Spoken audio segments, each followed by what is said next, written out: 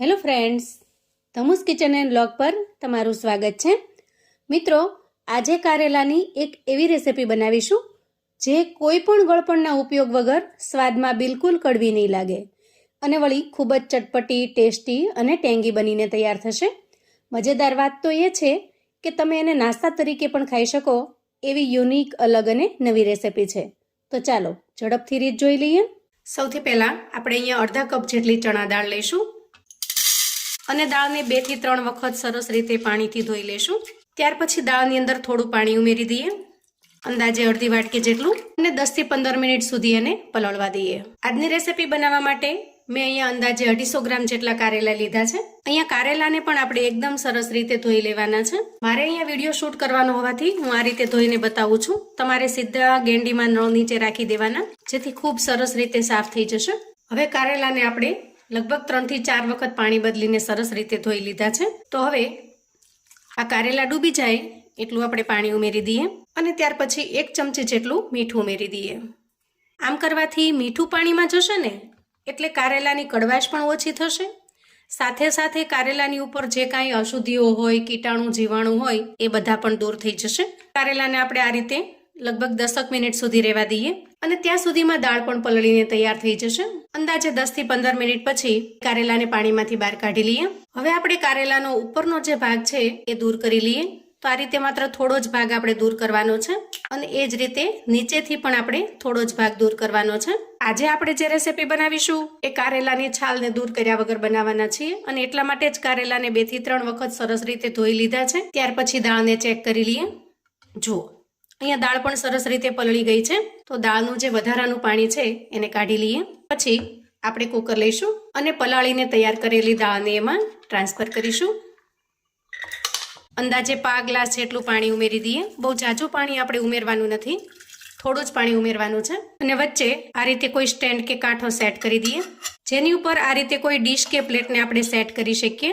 અને ત્યાર પછી તૈયાર કરેલા કારેલાને આ પ્લેટમાં ઉમેરી દઈએ. દાળ અને કારેલાને સેટ કર્યા પછી ઢાંકણ ઢાંકીશું, કુકરને ગેસ પર મૂકીશું અને ગેસની ફ્લેમને મીડિયમ પર રાખી 3 સીટી વગાડી લઈશું. કુકરમાં 3 સીટી થઈ ગઈ છે. તો જ્યાં સુધી કુકરમાંથી પ્રેશર ન નીકળે ત્યાં સુધી એને ઠંડુ થવા દઈએ. કારેલા એકદમ પરફેક્ટ તૈયાર થઈ ગયા છે. આ રીતે ચાકુની મદદથી ચેક કરીશું. એકદમ સરસ રીતે બફાઈ ગયા છે. તૈયાર થયેલા કારેલાને આપણે એક પ્લેટમાં કાઢી લઈએ અને દાળ પણ સરસ રીતે બફાઈ ગઈ છે. જુઓ, ત્યાર પછી તૈયાર થયેલી દાળને આપણે કોઈ સ્ટેનરમાં અથવા તો આ રીતે કોઈ મોટી ગરણીમાં કાઢી લઈએ, જેથી એના અંદર જે કાંઈ એક્સ્ટ્રા પાણી હશે ને એ બધું જ નીકળી જશે.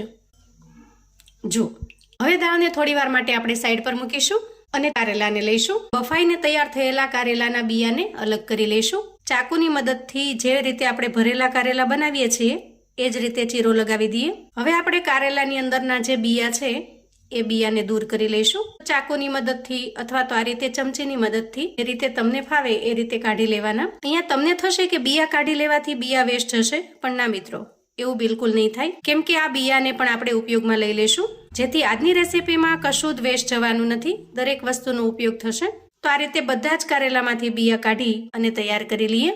ત્યાર પછી ગેસ ઓન કરી ગેસ ઉપર આપણે એક કડાઈ મૂકીશું અને કડાઈમાં 2 નાના ચમચા જેટલું તેલ ઉમેરી દઈએ. તેલ થોડું ગરમ થાય એટલે અડધી ચમચી જેટલું આખું જીરું ઉમેરી દઈએ.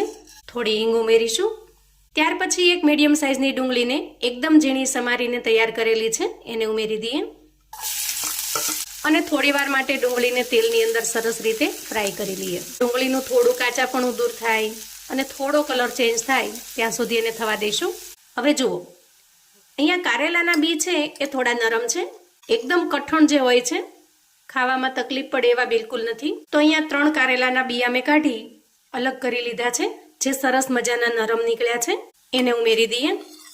અહીંયા તમે જો કારેલાના બી ઉમેરવા ન માંગતા હો તો તમારે સ્કીપ કરી દેવાના, પણ મારા ઘરમાં બધાને કારેલાના બિયા ખૂબ જ પસંદ આવે છે, પણ ખાસ કરીને આવા થોડા નરમ હોય ને એવા. હવે જુઓ, અહીંયા ડુંગળી સરસ રીતે ફ્રાય થઈ ગઈ છે, એનો કલર ચેન્જ થઈ ગયો છે અને થોડી ગોલ્ડન બ્રાઉન કલરની પણ થઈ ગઈ છે. સાથે સાથે બિયા પણ સરસ રીતે શેકાઈ ગયા છે. એ સમયે એક મીડિયમ સાઇઝના ટમેટાને મેં ઝીણું ઝીણું ચોપ કરીને રાખેલું છે એ ઉમેરી દઈએ અને સરસ રીતે મિક્સ કરી લઈએ. હવે રૂટીન મસાલા કરીશું. સૌથી પહેલા ઉમેરીશું સ્વાદ પ્રમાણે મીઠું, અડધી ચમચી જેટલી હળદર ઉમેરી દઈએ. 1 ચમચી ધાણા જીરું પાવડર ઉમેરીશું, થોડા લીલા મરચાંના ટુકડા ઉમેરીશું અને નાની 2 ચમચી જેટલો લાલ મરચું પાવડર ઉમેરીશું. પણ તમને જેટલી તીખાશ ફાવે એ પ્રમાણમાં તમારે મરચું ઉમેરવાનું છે. હું થોડું સ્પાઇસી બનાવી રહી છું. પછી મસાલાને એકદમ સરસ ચટપટો ટેંગી બનાવવા માટે અડધી ચમચી જેટલો આમચૂર પાવડર ઉમેરીએ. અહીંયા તમે આમચૂર પાવડરની જગ્યાએ અડધા લીંબુનો રસ પણ ઉમેરી શકો છો, અથવા તો અડધી ચમચી જેટલો ચાટ મસાલો પણ ઉમેરી શકો છો. છેલ્લે થોડો ગરમ મસાલો ઉમેરીશું અને સરસ રીતે મિક્સ કરી લઈશું. અને ત્યાર પછી તૈયાર કરેલી દાળને ઉમેરી દઈએ. હવે દાળને મસાલાની અંદર સરસ રીતે મિક્સ કરી લઈશું, જેથી ખૂબ સરસ મજાનો ટેસ્ટી અને ચટપટો એવો મસાલો બનીને તૈયાર થશે. તો મિત્રો, ભરેલા કારેલાનું શાક તો તમે ઘણી વખત ખાધું હશે અને ઘણી જુદી જુદી રીતે જુદા મસાલાથી બનાવીને ખાધું હશે. પણ આજની જે આ કારેલાની રીત છે એ ખરેખર એકદમ અમેઝિંગ અને ટેસ્ટી બને છે. ખાસ તો મજાની વાત એ છે કે કારેલાને તમે શાકની જેમ નહીં પણ નાસ્તાની જેમ પણ ખાઈ શકશો. એવું યુનિક અને અલગ રીતે બનીને તૈયાર થાય છે. અહીંયા સ્પેચ્યુલાની મદદથી થોડું પ્રેશર કરી આપણે દાળને થોડી થોડી મેશ કરી લીધી છે, જેથી મસાલો એકદમ સરસ ઘટ અને ટેસ્ટી એવો બનીને તૈયાર થયો છે. ગેસની ફ્લેમને આપણે બંધ કરીશું અને તૈયાર થયેલા મસાલાને થોડી વાર માટે ઠંડો થવા દેશું. તો થોડી જ વારમાં મસાલો સરસ રીતે ઠંડો થઈ ગયો છે. તો હવે મસાલાની ઉપર થોડી કોથમીર ઉમેરીશું, એકદમ ઝીણી સમારેલી, અને તૈયાર થયેલા મસાલાને આપણે કારેલામાં ભરીશું. મસાલો ખરેખર ખૂબ જ ટેસ્ટી બને છે, એકદમ ચટપટો, યમી અને ખૂબ જ મજેદાર. પણ આ ટેસ્ટનો ખ્યાલ તમને ત્યારે જ આવશે જ્યારે તમે આ રીતે બનાવીને તૈયાર કરશો. અહીંયા કારેલાને આપણે ઉપર સુધી ભરી દેવાના છે. ખરેખર આ શાક એટલું ટેસ્ટી અને મજેદાર બને છે કે જેને કારેલા નહીં ભાવતા હોય ને એ પણ આ શાક તો ચોક્કસથી ખાશે, કેમ કે બિલકુલ કડવા નહીં લાગે. અને વળી એના અંદર જે આ મસાલો ભર્યો છે એટલો ટેસ્ટી, મજેદાર અને ટેંગી છે કે બસ ખાતા જ જાઓ એવું મન થશે. જુઓ, અહીંયા આપણે બધા જ કારેલા ભરીને તૈયાર કરી લીધા છે અને કારેલાને ભરતા થોડો મસાલો વધે છે. તો આ મસાલો તમે કોઈ પણ ભાતની સાથે, રોટલીની સાથે કે સિમ્પલ એમનેમ પણ ખાઈ શકો છો. ખૂબ જ ટેસ્ટી લાગે છે. ખરેખર એક વખત બનાવશો ને તો તમને ચોક્કસથી ખ્યાલ આવશે. અથવા તો શાકને જો ગ્રેવી વાળું બનાવવું હોય તો તમે ગ્રેવી બનાવવામાં પણ આનો ઉપયોગ કરી શકો છો. હવે જો તમે ઓઇલ ફ્રી ખાવાનું પસંદ કરો છો અથવા તો ડાયટિંગ પર છો તો તમે આ રીતે સિમ્પલ પણ આ શાકને એન્જોય કરી શકો છો. પણ આપણે કારેલાને થોડા ફ્રાય કરી લઈએ. આને તમે સિમ્પલ સીધા નાસ્તા તરીકે પણ ઉપયોગમાં લઈ શકો છો. અને એ નાસ્તો કઈ રીતે બનાવી શકાય એ હું તમને આગળ બતાવું છું. તો એના માટે ગેસ ઉપર એક પેન મૂકીએ અને પેનમાં 1 નાના ચમચા જેટલું તેલ ઉમેરી દઈએ. જો અહીંયા પણ આપણે તેલનો વધારે પડતો ઉપયોગ કરવાનો જ નથી. સિમ્પલી માત્ર કારેલા થોડા નીચે ફ્રાય થઈ જાય, થોડા ક્રિસ્પી થઈ જાય એટલું જ તેલ લેવાનું છે. અને ખાસ કરીને કોઈ જાડા તળિયાની કડાઈ અથવા તો નોનસ્ટિક પસંદ કરવાનું છે, જેથી તળિયે ચોંટી ન જાય. હવે કારેલાને આપણે મસાલો ઉપર રહે એ રીતે સેટ કરી દઈએ અને ગેસની ફ્લેમને ધીમી રાખી બધા જ કારેલાને અલટાવી પલટાવી સરસ રીતે ક્રિસ્પી કરી લઈએ. તો જુઓ, અહીંયા બધી જ બાજુ અલટાવી પલટાવી આપણે સરસ રીતે બધા જ કારેલાને ક્રિસ્પી કરી લીધા છે અને ટેસ્ટી કારેલાના શાકને સર્વ કરીશું. અહીંયા તમે જોઈ શકો છો એકદમ સરસ ક્રિસ્પી અને મજેદાર એવા ભરેલા કારેલા તૈયાર થયા છે. આ શાકને તમે ગ્રેવી વાળું પણ બનાવી શકો છો અને આ રીતે સિમ્પલ પણ એન્જોય કરી શકો છો. ખરેખર ખાતા પેટ તો ભરાય પણ મન ન ભરાય એટલું સરસ ટેસ્ટી બને છે. કોઈ પણ પૂરી, પરાઠા, રોટલી, ભાખરી કોઈ પણની સાથે એકદમ મજેદાર લાગે છે. વળી દાળ ભાતની સાથે કે ખીચડી કઢીની સાથે પણ ખાવાની મજા પડી જાય એવા ભરેલા કારેલા તૈયાર થયા છે.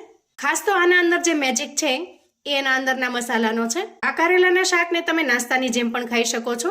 જો તમારે શાકની જેમ ઉપયોગમાં ન લેવું હોય તો સિમ્પલી નાસ્તાની જેમ પણ તમે ઉપયોગમાં લઈ શકો છો. તો એના માટે સૌથી પહેલા ભરેલું કારેલું લઈએ અને એને ચાકુની મદદથી આ રીતે 3 થી 4 ભાગમાં વહેંચી લઈએ. હવે આના ઉપર તમે કોઈ પણ મસાલો ઉમેરી શકો છો. થોડી બેસનની ઝીણી સેવ, ઝીણી સમારેલી ડુંગળી, ફેટેલું થોડું ગળ્યું મીઠું દહીં, થોડા દાડમના દાણા, આવી તમારી પાસે જે કોઈ વસ્તુ અવેલેબલ હોય એ વસ્તુથી તમે એકદમ સરસ મજાની ભરેલા કારેલાની ચાટ બનાવીને તૈયાર કરી શકો છો અને એન્જોય કરી શકો છો.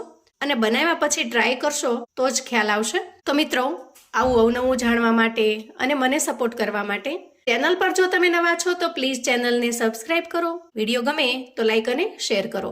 તમારા સગા સંબંધી મિત્રોને પણ આપણી આજની એકદમ યુનિક અને અલગ રીતે બનાવેલી ભરેલા કારેલાની રેસિપી ચોક્કસથી મોકલી આપજો, જેથી એ લોકો પણ બનાવીને તૈયાર કરી શકે, એન્જોય કરી શકે, એના પરિવારને પીરસી શકે. કોમેન્ટમાં મને ચોક્કસથી જણાવજો મિત્રો કે આજના એકદમ નવા મસાલા સાથે બનાવેલા ભરેલા કારેલા તમને કેવા લાગ્યા છે. ફરી મળીશું એક નવી રેસિપી સાથે. ત્યાં સુધી આવજો મિત્રો.